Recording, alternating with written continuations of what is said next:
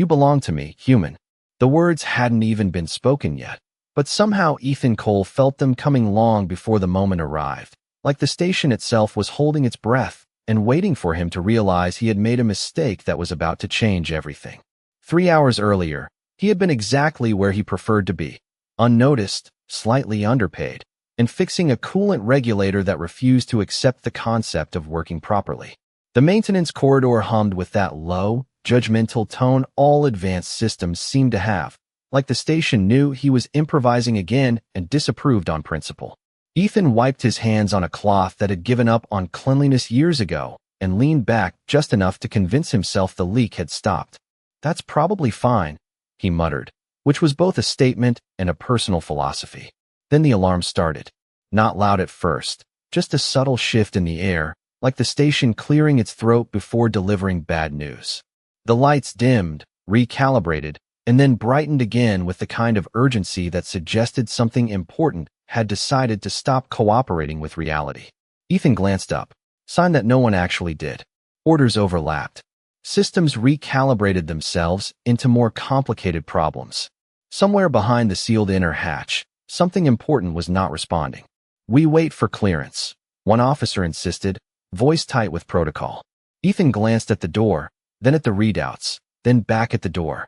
"Or," he offered, already stepping forward, "we don't." No one stopped him quickly enough, which was how most of his bad decisions began. The hatch opened with reluctant precision, revealing a chamber that felt too quiet for something that had just gone wrong. At the center of it, surrounded by fractured light and silent machinery, lay a woman who looked almost human at first glance. Almost. The difference was in the stillness, the kind that didn't belong to fear or exhaustion, but to something deeper, something that made the air itself hesitate. Her uniform marked her as someone important. The way the room seemed to orbit her confirmed it. Ethan crouched beside her, pulse quickening just enough to remind him he was not, in fact, qualified for this. "Hi," he said under his breath, because introductions felt appropriate. No response. Of course. He checked the nearest panel. The system displayed a series of elegant, highly advanced solutions, none of which were currently working. "Great," Ethan murmured. "Love that for us." He hesitated for half a second, just long enough to recognize that he was about to ignore every guideline he had ever been given. Then he reached in anyway, bypassing what the system insisted was necessary and doing what seemed, in his experience, to actually work. "This is probably a terrible idea," he added, because honesty mattered. The station seemed to pause. The systems flickered, and somewhere in that silence, something shifted. For a moment, nothing happened, which was somehow worse than everything happening at once, because silence in a system this advanced usually meant it was thinking, and thinking systems tended to disagree with humans who improvised. Ethan kept his hands steady inside the access panel, ignoring the neat sequence of instructions glowing politely beside his wrist, each one suggesting a safer, slower option that would absolutely not help in the next 10 seconds.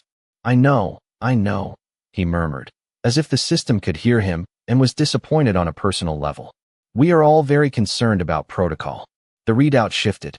A thin line that had been flat began to move, hesitant at first, then with more confidence, like it had been given permission to exist again. Ethan exhaled, not fully, just enough to keep himself from holding his breath like an amateur. "Okay," he said quietly. "That is encouraging." Behind him, the chamber door slid open with a sharper urgency, and boots crossed the floor with the kind of precision that suggested consequences were approaching. "Step away from her," a voice commanded, controlled but carrying the weight of authority that did not expect to be ignored. Ethan did not look up. "Working on it," he replied, which was technically true in the broadest possible sense. He adjusted the connection, fingers moving carefully through a configuration that made no official sense but felt right in the way that experience sometimes did. The system resisted for half a second, then aligned. The lights above dimmed briefly, then stabilized. The air shifted, subtle but unmistakable, like a room deciding to breathe again. "That is not an approved interface," another voice added, sharper now. Ethan nodded slightly. "Yes," he said. "That does sound like me." He withdrew his hand slowly, giving the system time to accept the change instead of rejecting it out of principle. The display settled into a new pattern, one that was not in the manual but was undeniably functional. For a second, no one spoke. Then someone behind him muttered something that sounded very much like disbelief. Ethan leaned back on his heels and finally allowed himself to look at her again. Her expression had not changed, which made sense, because she had not moved. But something about the stillness felt different now, less like absence and more like waiting. "All right," he said under his breath, softer this time. "Your turn." As if the universe had been listening for permission, her fingers shifted. It was a small movement, barely enough to register, but in a room full of people trained to notice everything, it might as well have been a signal flare. The guard stopped mid-step. The systems paused their endless calculations. Even the ambient hum of the station seemed to lower itself by a fraction, as though it, too, understood that something had just crossed an invisible line. Ethan blinked once. "Well," he said, "that is new." Her eyes opened slowly, not with confusion, not with fear, but with a kind of focus that made it clear she had been somewhere else and had chosen to come back. They did not scan the room. They did not search for her officers or her surroundings. They went directly to him. Ethan had spent most of his life being overlooked, which was a comfortable place to exist until it was not. Being seen like this was different. It felt less like attention and more like recognition, the unsettling kind that suggested he had been expected. He shifted slightly, unsure whether stepping back would help or make things worse. "Hi," he said again, because consistency seemed important. She did not respond. She simply looked at him, her gaze steady, unblinking, as if measuring something that did not exist on any of the visible displays. Behind him, someone whispered her title, the word carrying a level of reverence that made Ethan finally understand exactly how inconvenient this situation was about to become. He glanced over his shoulder just long enough to confirm what he already suspected. Too many uniforms. Too much silence. Not enough forgiveness. When he turned back, she was still watching him, and for the briefest moment, something shifted in her expression, not softness, not warmth, but the absence of distance, like a door that had been closed for a very long time, had just realized it was no longer locked. Ethan let out a slow breath. "I feel like," he said carefully, "there is a conversation coming that I am not prepared for." No one laughed. The room did not move. And somewhere deep in the station, a system updated a status it had never expected to change. No one moved, which in Ethan's experience usually meant that something important had just happened and everyone was waiting for someone else to explain. At first, he stayed where he was, crouched beside her, because standing up felt like it might be interpreted as confidence, and he had learned the hard way that confidence was often mistaken for intent. "All right," he said quietly, mostly to himself. "We are all pretending this is normal." The officers behind him did not share that opinion. He could feel it in the way the air shifted, the subtle tension of people trained to act, but choosing not to, which was somehow more concerning than immediate action. "Step away," the first voice repeated, softer now, as if volume had been replaced with caution. Ethan considered the request, then glanced back at the woman who was still watching him with that same unwavering focus.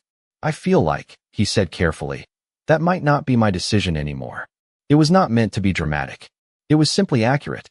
Her hand moved again, this time more deliberately, fingers lifting just enough to catch the light before settling back against the surface beneath her. The motion was small, but it redirected the entire room. The guard stopped advancing. The officers stopped speaking. Even the systems seemed to hesitate, their steady hum dipping into something quieter, more attentive. Ethan blinked once. "Okay," he said. "That is definitely not normal." She inhaled slowly, the first full breath since he had seen her, and the effect was immediate. The chamber adjusted around it, lights recalibrating, displays shifting, as if her presence was not simply acknowledged by the system, but required by it. It was the kind of reaction that suggested authority not granted, but built into the structure itself. Ethan sat back slightly, giving her space he was fairly certain he did not actually have. "You are welcome," he added, because it seemed polite. Her gaze did not waver. Up close, there was something precise about it, not cold, not distant, but exact, like she was aligning him with a memory that refused to stay where it belonged. Her eyes moved briefly, not away from him, but across him, taking in details he had long since stopped noticing about himself. The faint crease near his brow, the scar along his chin, The way he held himself like someone expecting to be asked to leave at any moment. Ethan shifted again, suddenly aware that being examined like this was not part of his usual work environment. If this is about the coolant system, he said, I can explain. Silence answered him. Not empty silence, but the kind that gathered weight the longer it stayed. Behind him, a data panel flickered and then stabilized, its interface reorganizing itself into a format Ethan had never seen before. Symbols layered over familiar diagnostics, translating something that had not required translation a moment ago. One of the officers stepped closer, just enough to read the display, then stopped as if he had reached the edge of something he did not want to cross. That is not possible, someone said under their breath. Ethan did not turn around. He had a growing suspicion that looking away from her would be a mistake. I hear that a lot, he replied. The panel chimed softly, not an alarm, not a warning, but a confirmation. Ethan risked a glance this time, just long enough to see the line of data highlighted in steady light. Biological synchronization detected. System priority override engaged. He frowned slightly. That seems excessive. When he looked back, she was still watching him, but something had changed. It was subtle, the kind of shift most people would miss. But Ethan had spent years noticing small things because small things were usually what kept him employed. The distance in her gaze had narrowed, not disappeared, but reduced, like she had decided he was no longer a variable, but something closer to an answer. Her lips parted slightly, not enough to speak, but enough to suggest that words were being considered. The room leaned into that moment, every person, every system, every quiet expectation pulling toward whatever she might say next. Ethan held very still. No pressure, he murmured, because humor was the only tool he trusted. The station seemed to agree, lowering its ambient hum to something almost respectful. And in that carefully held silence, the realization settled in, slow and unavoidable. Whatever he had just done, it was not over. It had only just begun. The silence stretched just long. Enough to become something tangible, like a surface no one wanted to disturb. And then she spoke, her voice steady, precise, and far quieter than anyone in the room expected, yet somehow it carried farther than any command. Ethan Cole. He blinked once, not because hearing his name was unusual, but because of how she said it, like it had been waiting somewhere long before he arrived. That is me, he replied carefully, resisting the urge to check his badge as if it might have changed without consulting him. A faint shift moved through the room behind him. The kind of reaction people had when something private had just been made public in a way that could not be undone.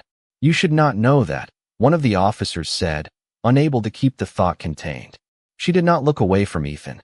And yet I do. The simplicity of the answer did not help anyone. Ethan exhaled slowly, adjusting his posture in a way that suggested he was attempting to appear less like a problem. To be fair, he offered, my name is on several very official forms. No one acknowledged the attempt at humor. He accepted that as confirmation the situation had moved beyond casual recovery. The data panel behind him chimed again, softer this time, almost hesitant, as if it was unsure whether it should continue participating. Lines of information reorganized themselves, not in response to input, but in response to presence. Ethan glanced over his shoulder just long enough to catch a phrase that felt more like a decision than a diagnosis. Primary alignment confirmed. He frowned. That still feels excessive. When he turned back, she was sitting up, the motion controlled and effortless in a way that suggested she had decided to be upright rather than needing to be. The chamber adjusted again, subtle changes in gravity and light aligning around her, as if the environment had been waiting for permission to behave correctly. Ethan shifted back another few inches, not out of fear, but out of respect for forces he did not understand and had no intention of challenging. You stabilized the system, she said, her tone measured, but there was something beneath it, not quite surprise, not quite approval, something closer to recognition finding its shape. Ethan nodded once. I encouraged it, he corrected gently. Her gaze sharpened, not hostile, but focused, the way someone might look at a detail that refused to match the rest of the pattern. That system does not respond to encouragement. Ethan considered that. It might, he said, if it is tired of being misunderstood. A faint ripple moved through the officers behind him. Not quite laughter, not quite discomfort, but something caught between the two. She studied him for another long moment, and Ethan had the distinct impression that he was being compared to something he could not see, not evaluated, not judged, matched.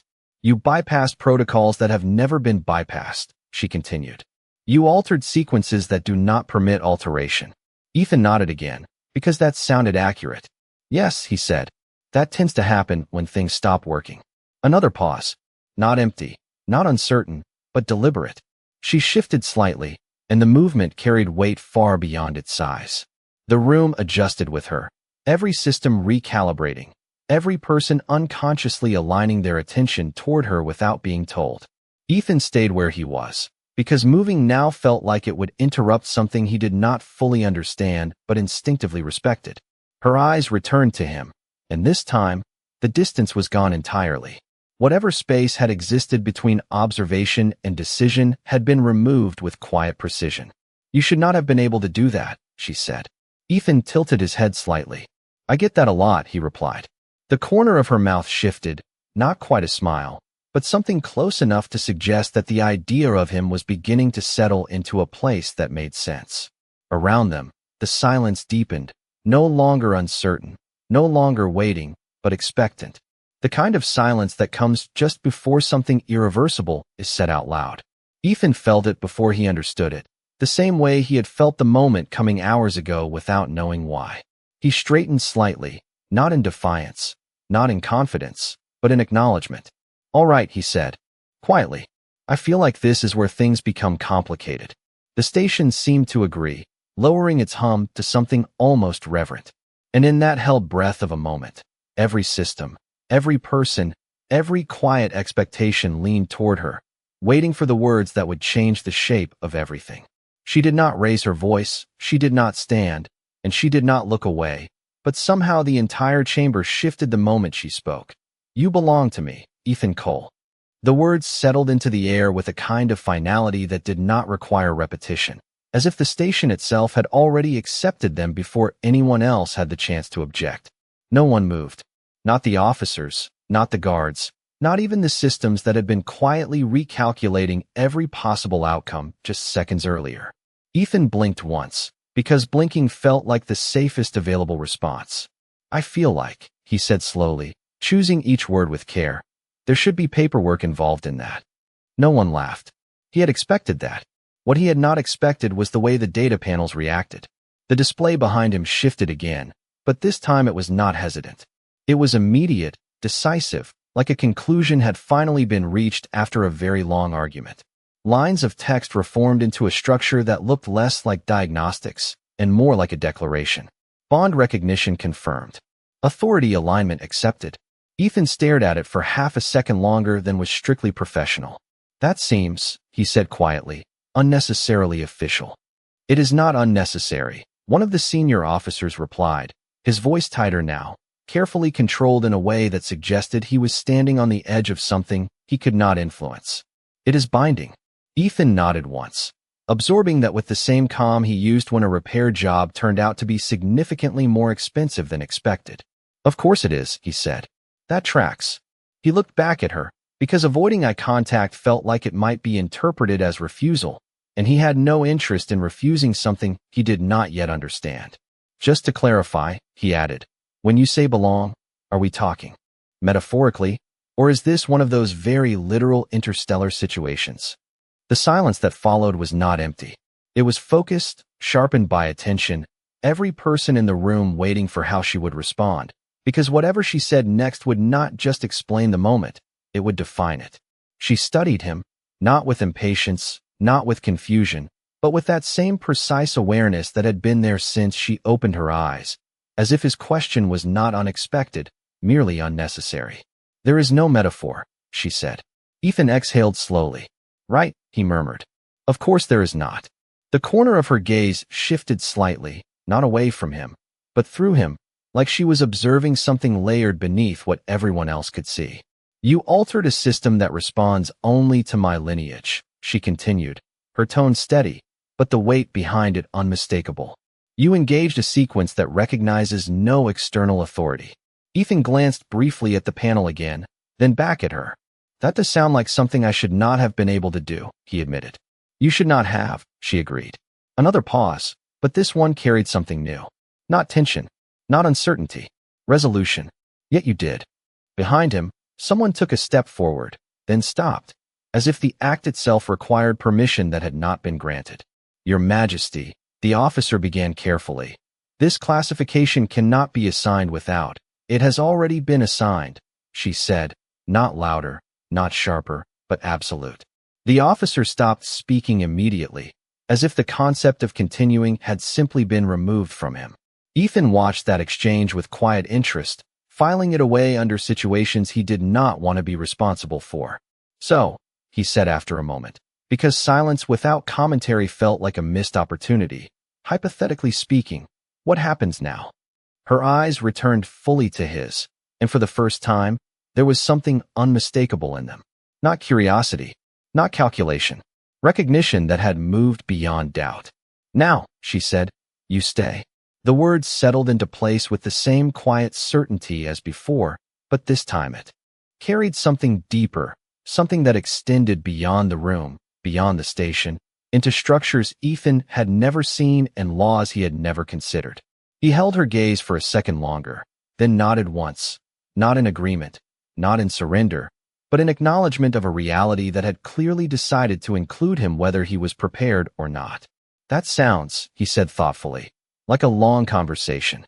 Around them, the station resumed its quiet hum, but it felt different now, less like background noise and more like a system that had completed a process it had been waiting for. And in that subtle shift, Ethan realized something that was both obvious and deeply inconvenient. This was not a misunderstanding. It was a beginning. The word stay did not echo, but it did not need to, because it settled into the room like something permanent, something already written into systems far older than anyone present, and Ethan had the distinct impression that arguing with it would be about as effective as negotiating with gravity. He shifted his weight slightly, not retreating, not advancing, just adjusting to a reality that had quietly rearranged itself around him. All right, he said, voice even, as if he were accepting a minor scheduling inconvenience rather than a life-altering declaration. We can work with that. Behind him, the officers did not share his composure. Their silence had changed again, no longer shocked, no longer uncertain, but strained, like a structure holding under pressure it had not been designed to carry. Your Majesty, the same officer tried again, carefully, each word placed with visible effort. The implications of this designation are understood, she replied, cutting through the sentence without raising her voice, the kind of interruption that did not feel like interruption but completion. Ethan glanced back briefly, just long enough to confirm what he already suspected. No one was going to win that conversation. He turned back to her. For the record, he added, I am very good at staying. It is one of my more underrated skills. Her gaze remained steady, but there was a shift there, subtle and precise, like a system, recalibrating to account for a variable it had not previously considered. You misunderstand, she said. Ethan nodded once. That seems likely.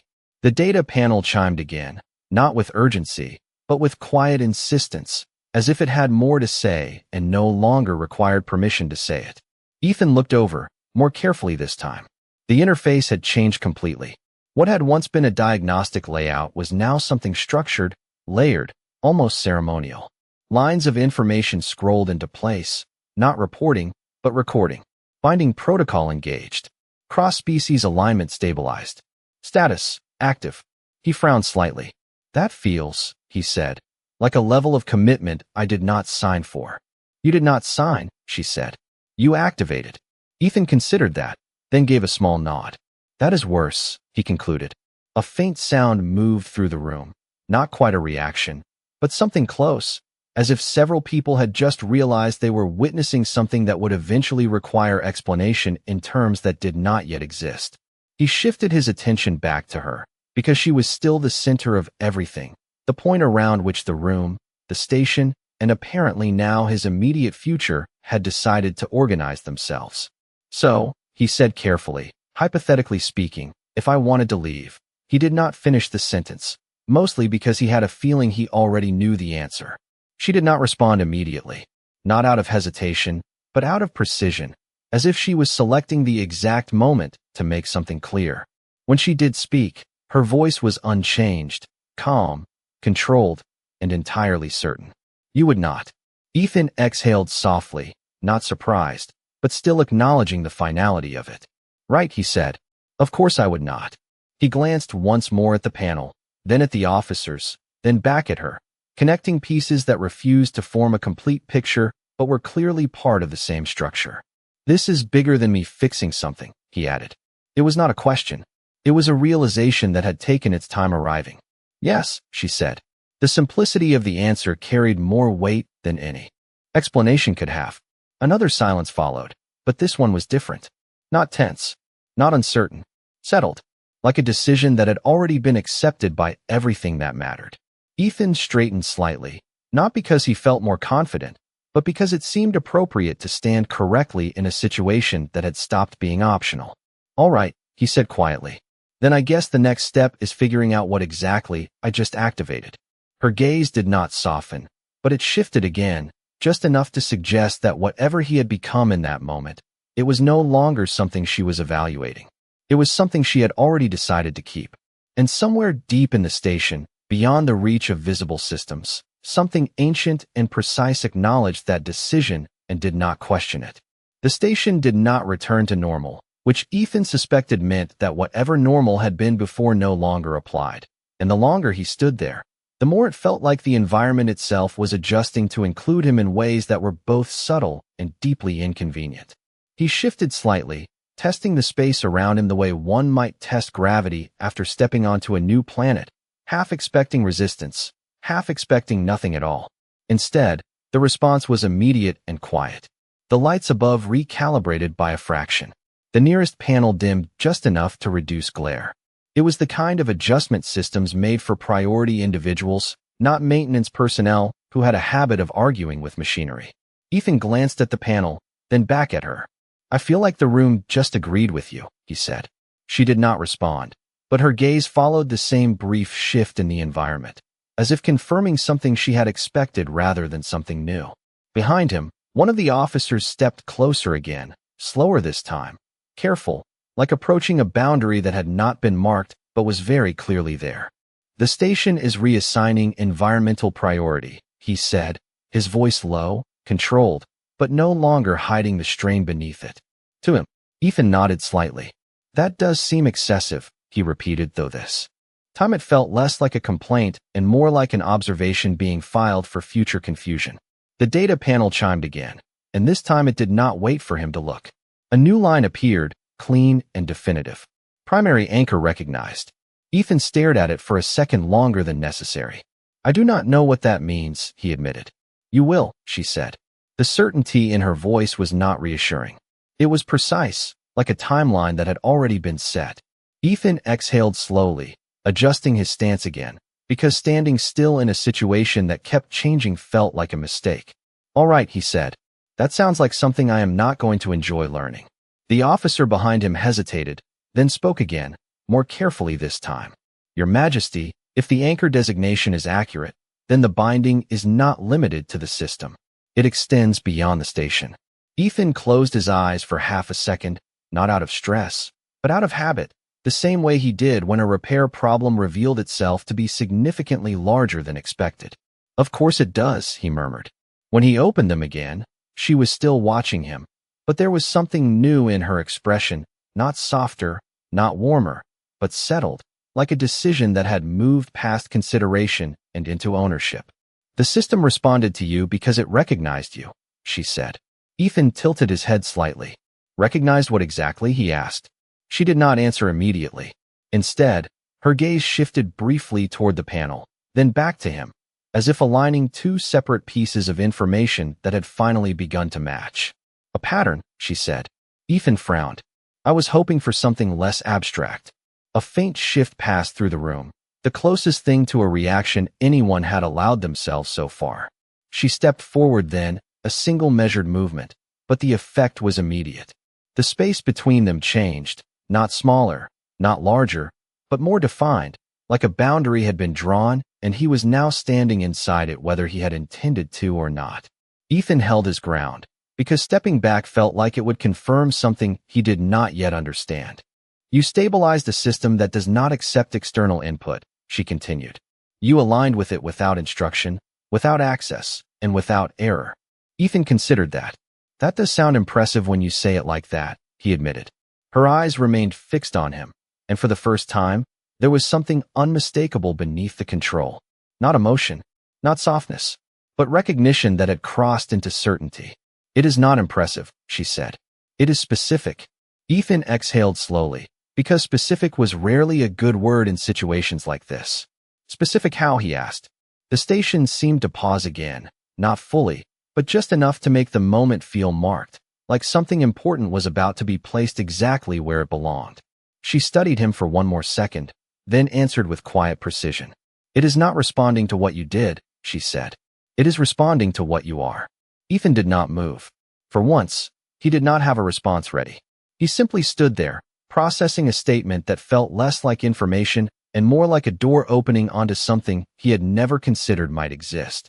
Around them, the station continued its subtle adjustments, lights shifting, systems recalibrating, as if confirming her words in real time. And in that quiet, undeniable alignment, Ethan realized something that made everything before it feel like preparation. This was not about a mistake he had made. It was about something that had been waiting for him to arrive. The words did not fade after she said them. They stayed, settling into Ethan's mind with an uncomfortable precision that made it impossible to dismiss them as misunderstanding or exaggeration. And for the first time since this had started, he did not reach for humor immediately, because there was something about the way the station responded that made joking feel slightly inappropriate, like laughing in a room that had already decided something serious was happening. He glanced at the panel again, slower now, reading instead of reacting, because the system was no longer behaving like something broken, it was behaving like something that had been waiting. Primary anchor. Recognized. Alignment stable. Authority linked. He exhaled softly. That is very specific wording, he said. No one answered him, which was becoming a pattern he was not enjoying. She took another step forward, closing the remaining distance in a way that was neither aggressive nor hesitant, just exact, like she had already calculated where she needed to stand and had no reason to question it. Ethan remained where he was, not because he was confident, but because moving now felt like it would break something invisible that was currently holding everything together. Your systems are not adapting to you, she said, her voice calm, measured, but carrying a weight that made it clear this was not speculation. They are recognizing you. Ethan nodded once, because arguing with that would require information he did not have. I would like to clarify, he said, that I have never been recognized by anything this advanced before.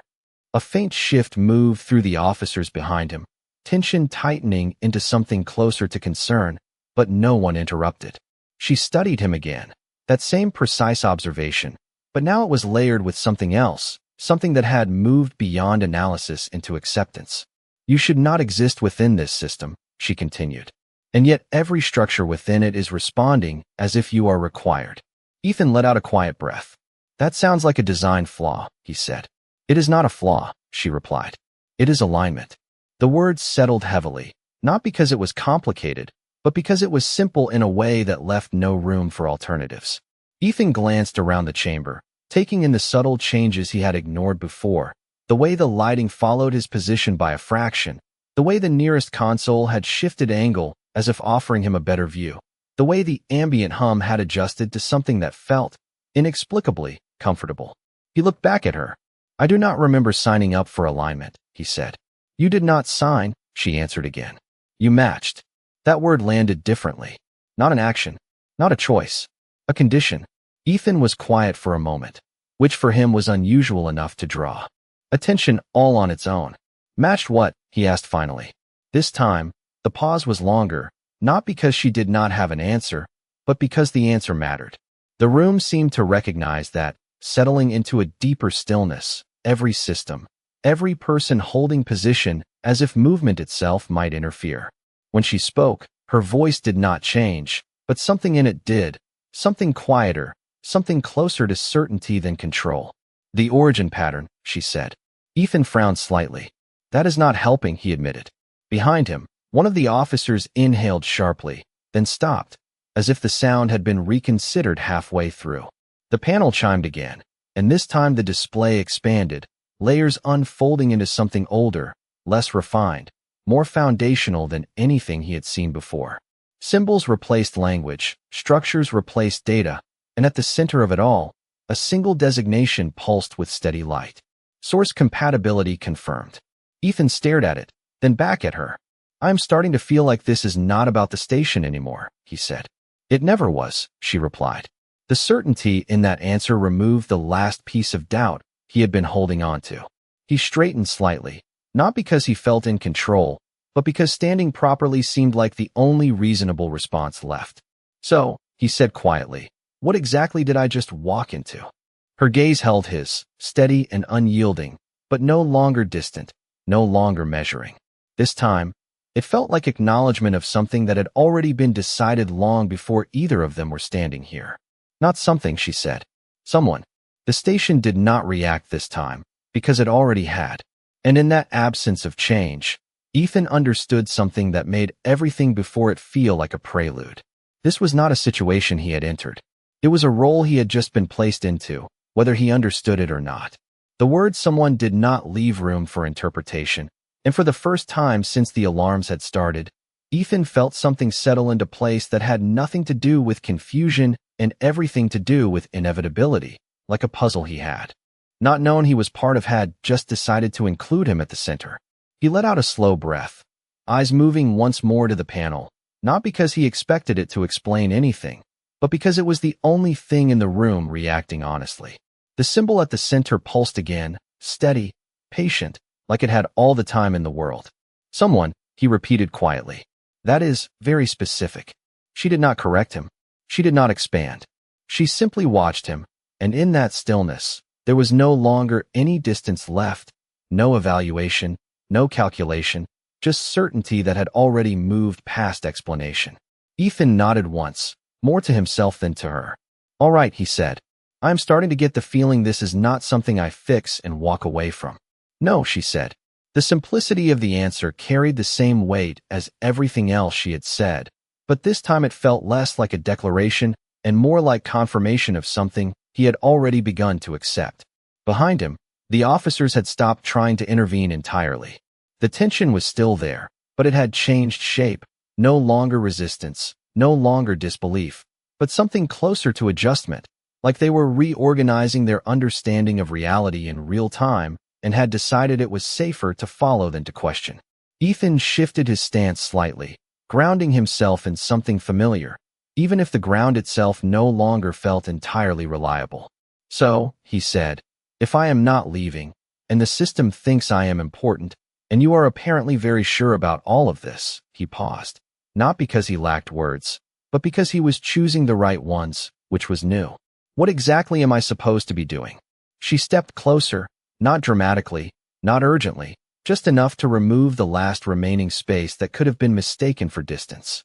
Up close, there was no room for misinterpretation. Her focus was absolute, but no longer sharp, no longer searching. It had settled into something quieter, something that did not need to prove itself. "You already are," she said. Ethan blinked once. "That is not a job description," he replied. A faint shift touched her expression. Again, not quite a smile, but closer than before, like the concept of him was aligning with something she recognized but had not expected to find here, now, in this form. "This system," she continued, "was designed to recognize continuity, not presence. It does not respond to what is here. It responds to what belongs." Ethan exhaled slowly. "And it thinks I belong," he said.